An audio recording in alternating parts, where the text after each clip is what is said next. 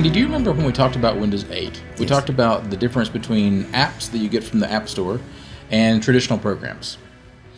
And the way that Windows 8 treated them was very different. I know, and I didn't think it was fair. It wasn't fair. And you've been heard. So with Windows 10, they get closer together, but there's still an important difference. So I want to take a look at that in this module. Okay. Let's start off by looking at the Windows App Store. Now, we can get there through this little icon on the taskbar, there by default. I can also go to Start, and there's a store icon right here. I'm going to go ahead and click on this one. Now, just like an app store on your phone or your tablet, this is a place where you can come and buy programs. The difference between the programs that you buy on the App Store versus programs that you might buy in a real store, or maybe download from a manufacturer, or maybe buy on a CD or whatever, the programs that are in the App Store are designed to work on any Windows 10 device. That includes computers. It also includes tablets. It also includes phones that run Windows 10. It even includes Xbox and certain TVs that run Windows 10. So in theory, you could buy a game from the App Store here and then run it on your Xbox after your Xbox upgrades to Windows 10. The difference between the apps that come in the App Store and the traditional apps has been one that Microsoft has had a hard time describing, and they've used a lot of different names for them. When they first launched Windows 8, they called these apps Metro-style apps. Metro.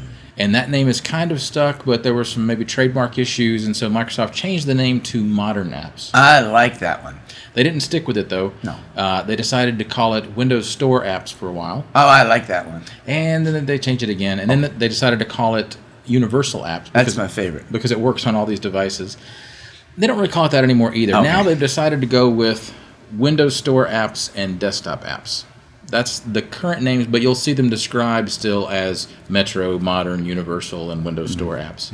To show the difference, I'm going to go ahead and get an app from the App Store. Okay. So I'm going to go over to Apps, and why don't we get Netflix? So we'll get this one.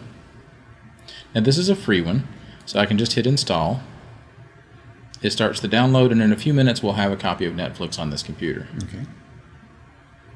All right, so now that we've downloaded Netflix, we can open it. And Netflix is a universal app, which today looks pretty similar to a desktop app. To compare it, let me open, I just downloaded Adobe Acrobat, which is a traditional desktop app. So let's open that and see the difference. And they look pretty similar. Now, in Windows 8, Netflix would have opened full screen. Here it actually opened in a window. I can make it full screen if I want to with the maximize button, and I can restore it back down. I can use things like snap. If I drag it to the left side, it'll take up half the screen over there, and I can choose something to take up half the screen over here. So I have those sorts of features now with universal apps, which I did not have in Windows 8. So a universal app is sort of like an app and a program, sort of. Yeah, the two words are used interchangeably, but the universal apps will basically work on any device. They'll work on computers, phones, tablets, Xbox, smart TVs, anything that's running Windows 10. Got it. The desktop apps will only work on a traditional computer with Windows 10. Okay.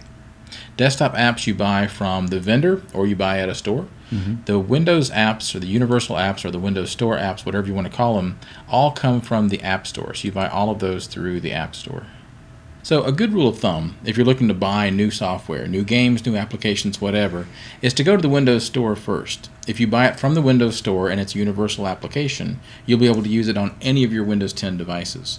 If you buy it somewhere else, it's a traditional desktop application, and it may or may not work on other Windows 10 devices. But if I get it from the store, it is pretty much always going to be universal.